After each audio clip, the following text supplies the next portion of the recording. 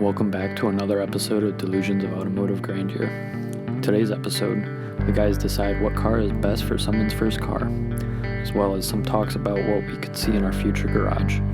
Strap in, it's time for DAG Show.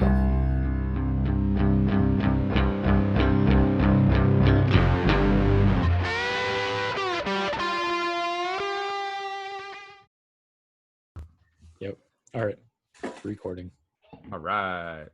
Why are you? All right, we're going to get demonetized now. Yep, all these copyright images.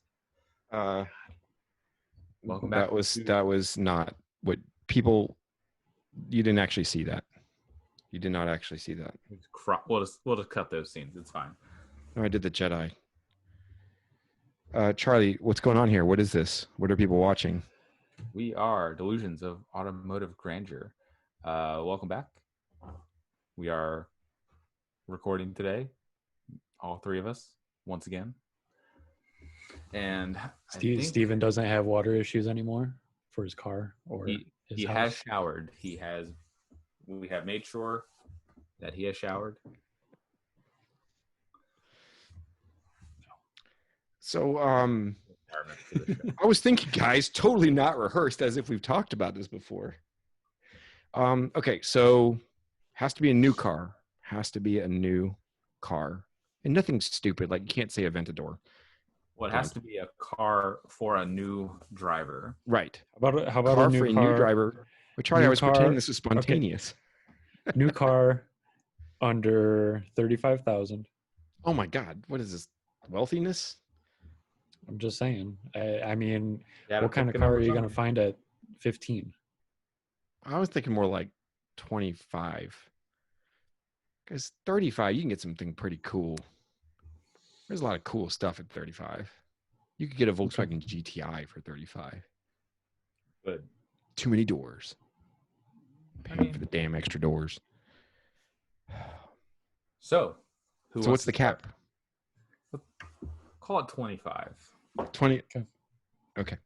So $25,000. Our recommendation for a beginner driver. Yeah. Huh. Now we have to think of an answer on camera instead of thinking of it before. Yep. I think there's only one answer. I'm assuming new driver is young, new driver likes driving, and new driver wants simple. I think the answer, there is only one answer, and the answer is always Miata. Can you get a brand new one for under 25 though? I think you can scrape. I think a base pack Miata comes in maybe right around. And maybe it's a 2019 or 2018 and there's a pandemic going on. I think you could do it. I think so. I do agree on the Miata. At least like I'm gonna check on price on this one. Yeah, let's go get that MSRP. Let's ignore destination fees, all that crap. MSRP 26.5. Ooh, see, I'm seeing 2020 Mazda Miata 24 starting price. Oh, that's coming in maybe as used. I don't know. That's a manual 26.5. Auto is 27.9. And that's just for a 2020 Mazda Miata Sport. Dang. And I mean, who knows? Maybe they could be doing a dealership. Oh yeah, I see it now as 26 incentives or whatever. But I do agree on the Miata. That would be an interesting first car. Honestly, I'm wondering how much insurance would be for a brand new driver on it, though. I mean, like we weren't throwing that into the calculation. Yeah, let's not make it too complicated. I wouldn't, obviously, no, that wouldn't be, I'm going right part of this, but still, going right for the upper limit, right for hedging.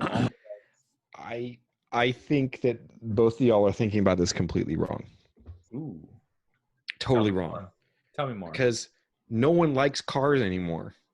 This is an apathetic kid about to go off to college. They need, I can't believe I'm going to say this, an all-wheel drive Ford EcoSport. Oh God, I feel Why dirty. did you say that? Why would you say something so offensive? God, I feel dirty because it's all-wheel drive, so the parents won't panic about them dying if there's a flake of snow on the ground. They won't die if there's a flake of snow on the ground because they might be able to actually drive in it. And reasonably fuel efficient and cheap, and it's young and spritey and slightly elevated and looks all awesome and super cool off-road tough. Okay. Well, then I'll one up you on that one then. Ooh. Everything you just said, you can get with a Subaru Crosstrek. Good point. They have that weird engine, man. Aw. It just goes sideways instead of up and down. It's that So now- D2 STI engine, man. So okay, so we shot down Miata. I'm not going to recommend all-wheel drive for safety. I'm 100% against that. Okay. I'm not talking about safety. I'm talking about like literally someone who's not good at driving being able to go up a hill. Because if they can't go up a hill, they're going to panic and they're going to call you as a parent and you're going to be like, why didn't I get when obviously, with you and your EcoSport and you're a Ford lover. So I love EcoSports. I understand that part. But, to me, with it being raised up, you get Subaru all-wheel drive, which is amazing architecture right there. Mm-hmm. I would go with the Crosstrek. But out of anything for somebody having a first car, I would probably go with either Jetta or Golf. Good options. Slight bias. I desperately... Oh, go ahead, Charlie. Go ahead. I was going to say, since I know I came in over the limit with the MSRP on the Yeah, good work there. I mean, look, I was in the ballpark. You were very close. I thought they started at 30. So, I mean, I knew if you could get it down to the base package, I'm sure you can find a used 2020 for with 1,000 miles on it for pennies. Pennies off, whatever. But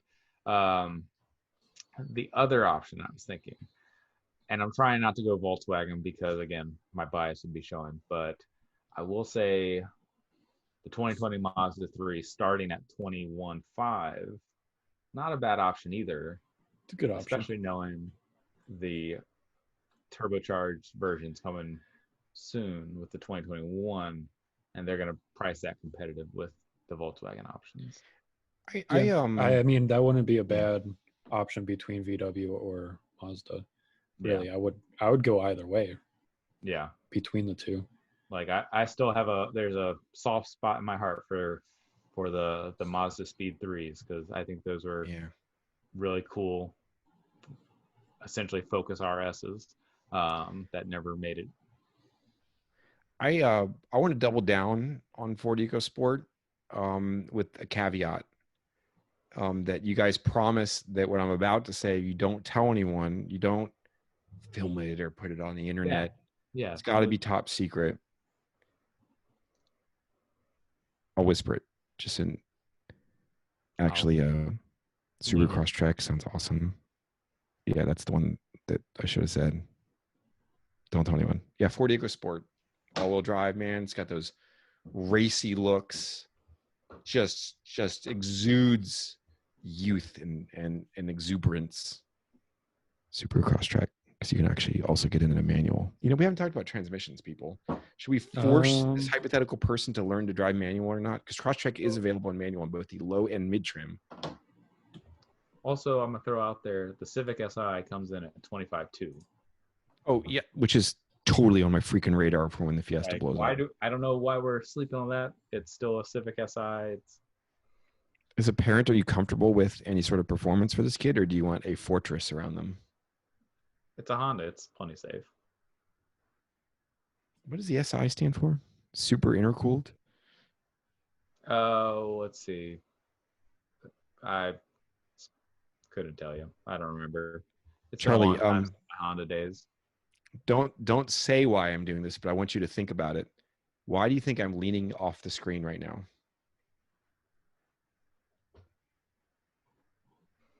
He's smoking the reefer. Only option. Allegedly. Definitely only option. Allegedly. All right. How about this one? Same thing. used car, or well, now used car, under say 8,500. Anything used. Used under 8,500. Yep. I've got it. Because I think that's more reasonable. Hmm. You know, for an any day kid now. I'm still shooting for apathetic hates driving. They just want something that works. So I'm going to go with Toyota Corolla, 2001 through 2008. And if you're feeling saucy, and I don't know how cheap they are now, I don't think they're that cheap, but Corolla XRS from that era, if they actually like driving. 8,500. I have no idea what XRSs are worth. What do you got for 8,500, Brent? I would have to go with your Miata.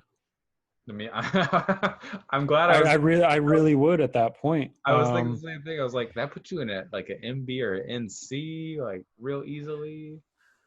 Or even maybe an older Mini Cooper. Or a 1979 RX-7. Go rotary. Don't go rotary. Not even once. No. I was gonna say that puts you in Mark 6 territory for Volkswagens. Yeah, I mean, you got a lot more options at that point. I mean, the Miata would be good if you're a kid that's in the, I would say, automotive side of things, where you want to learn how to drive a manual transmission car. I would say that's your perfect fit at that point. Behind that, I would maybe suggest an older Mini Cooper from like 02 to 04, the supercharged Mini Cooper S. Center dash speedometer.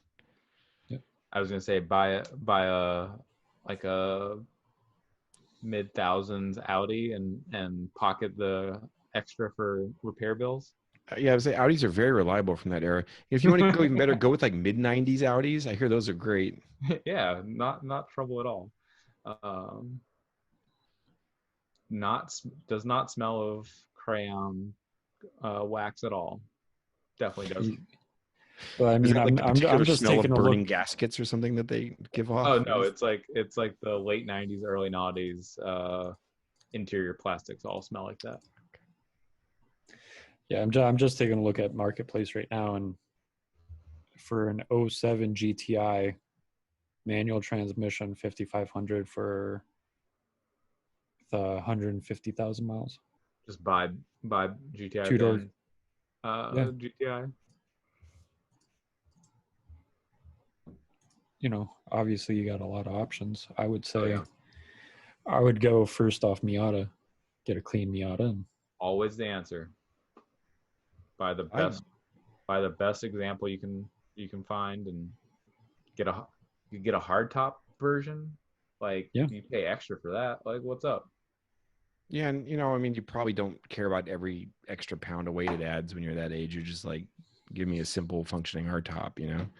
Have you guys given any more consideration to like slight shifting of gears here, like to like a realistic option for your next main car, like the one you take a loan on? Yeah. I mean, I've already talked about it where I think I've been either looking at Model 3 for Tesla or the Model Y. We want at least one car that's going to be electric, and then the other car would probably be a Crosstrek. I would like to also go electric if I can, and I want to balance that out by keeping my 5-liter carbureted Mustang. I might just leave it idling while I drive to work in the electric car, just to make sure that I do my part. Burn those carbons. I would be going Model 3 or a Model Y. I wouldn't mind a Supra, but I want to be more, I would say, be an adult. It's going to be Mark 9 Golf GTI. No. We're going to skip a generation. No. Well, I mean, that would be the move if I was buying another GTI, would be wait until the Mark 9. 8 looks fine. But I think thinking about life timing and stuff like that, I would be interested in something like I really like the look of the Arteons from VW right now. They look great. They come with the 3.6 motor or the 2.0 turbo. But it looks like it will not be a model that is long for this world, unfortunately, because Volkswagen doesn't sell sedans very well, apparently. Are you guys targeting structure acquisition? Always, Are you looking for a house? always. This is the time, man. Interest rates are nothing. If you got solid jobs, it's like. Yeah, I think the ultimate upgrade for putting on a loan right now is probably a home in the near future. Maybe not immediate future, but like near future. Our plan is probably within, hopefully by next summer. Nice. If not by next Christmas. So yeah, that would be our overall plan. And then after that would be probably the Tesla and then go from there. Yeah.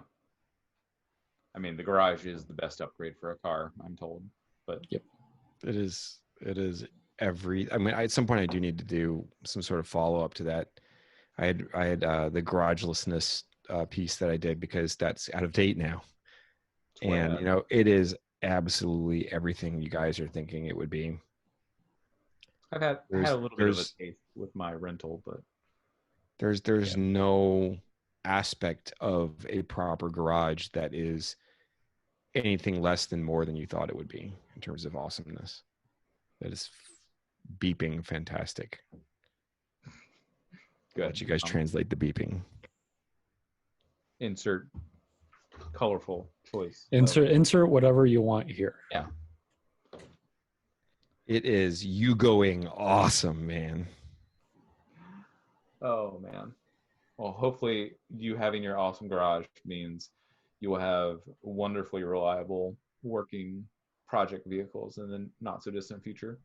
I hope so, man. Any more work planned for that in the near future? I really want. I have a 2002 Ford Escape in Baywatch Rescue Yellow that I was supposed to sell to offset the down payment on my Fiesta ST. I got lazy, as the two of you know. Everyone else may not know, and I still have it for some reason. So now it is a 2002 Ford Escape in Baywatch Rescue Yellow with dents in it from a tree falling in a hurricane. That is now delicately stored in a climate-controlled, insulated garage. So it needs the light rack. It needs the Baywatch red lettering. You know, Brent keeps asking me for a slow motion video of me running, holding that little like rescue thing with my shirt off. I just don't. I'm not really comfortable with that, Brent. Maybe if you ask nicer. But in terms of question, it's a mankini. I mean, it's a what do they call it? A banana sling, banana hammock. Yeah. I mean, like maybe more like a large sausage hammock, but banana. Anyway, in terms of projects, you know, the eternal debate I've got is that like the Escape is been in the family since new. Ford rebuilt the engine because they stripped a head bolt in it ages ago, and it's a long sordid tale. Maybe I'll tell another time, but it is a perfectly reliable car that I've just replaced the ignition system on and the brakes on. It has no rust. It's in absolutely perfect condition. But I cannot get my head away from a pickup truck.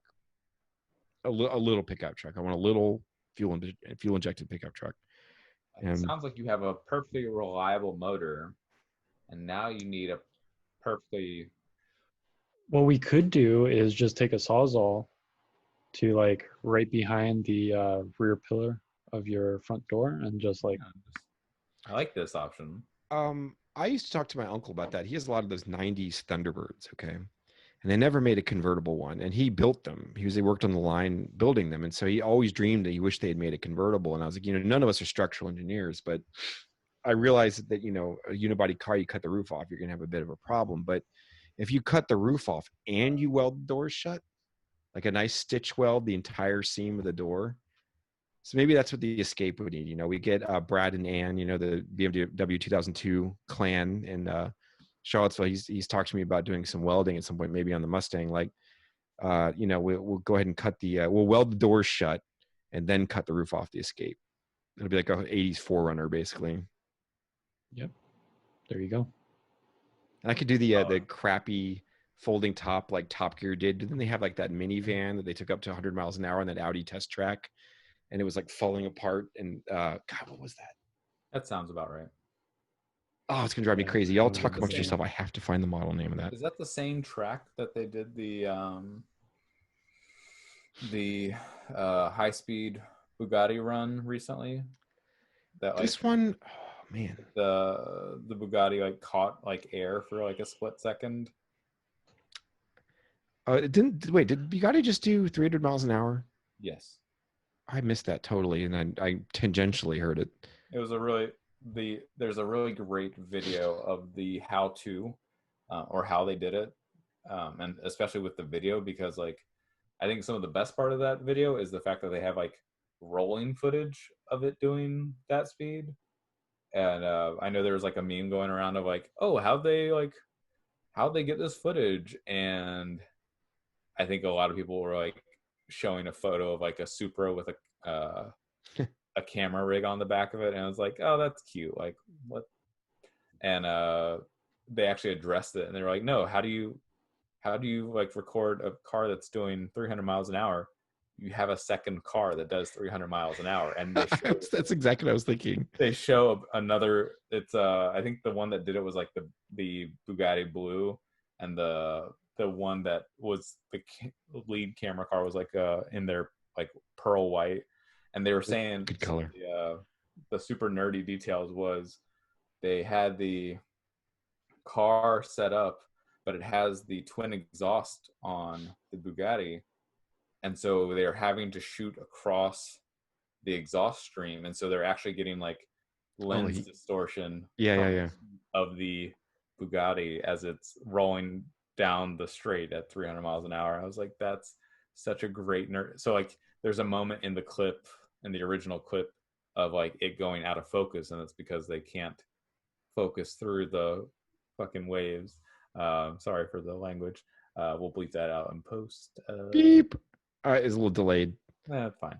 But yeah, it was really cool. Definitely check it out. I think it was on their like official page at some point or other. It made the internet rounds months ago. Check it out. As I'm trying to avoid like, showing something that we shouldn't. How do I close that? Show because we don't necessarily own the intellectual property. My camera's just gonna pass very quickly by. This is the convertible from that show in Europe. Oh, cool. It was a Renault Espace, and they made their own convertible top for it. And I think at one point they ran through a car wash, and they were going like 100. They were trying to go 100 miles an hour in it, and they were like desperately holding the roof on. So that's our plan with your Ford Escape now. Is we're gonna chop it, have a cardboard convertible roof on it. If you want to chop it like a 40s Mercury, where the windows are only like 5 inches, man, you can do that now too. We're talking. Just get the nice like low, like super low custom windshield situation. Front windshield, nothing behind it. Yeah. Flat door. No windows from fastback situation. I like it. Oh. The new Bronco, if there's one feature of it that might be really interesting. Besides the fact that it has a 7-speed with a granny gear, probably. There's a patent that Ford did, and the patent was that the door skins come off. Oh, interesting. And you're left with just the crash bars. And in essence, like on a Jeep, when you want to take the doors off, it's like a pain in the butt. Yeah. I mean, this is like, it's designed to come off very quickly. Interesting. And I thought that was kind of cool. I want to do that on my Fiesta. All right. The Sawzall. I mean, look, we got Sawzalls. We can make this happen. Let's get to it. This is a Sawzall. Yep. We're sponsored by Sawzall. Anything's possible with Sawzall. We're not actually sponsored by them. Nope. So with that being said, we're going to wrap that one up and, check back on Tuesdays and Fridays for new episodes, and maybe some other days where, maybe one of us will go over to the Peterson and show you guys what's around there, and so on and so forth. So, make us feel real jealous on the East Coast here. Yep, exactly. So yeah, be on the lookout for new episodes, and we'll see you next time. Thanks, everyone.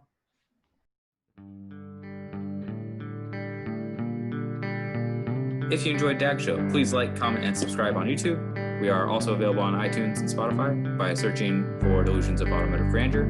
Thanks again for tuning in, and as always, may the grandeur of your automobiles be delusional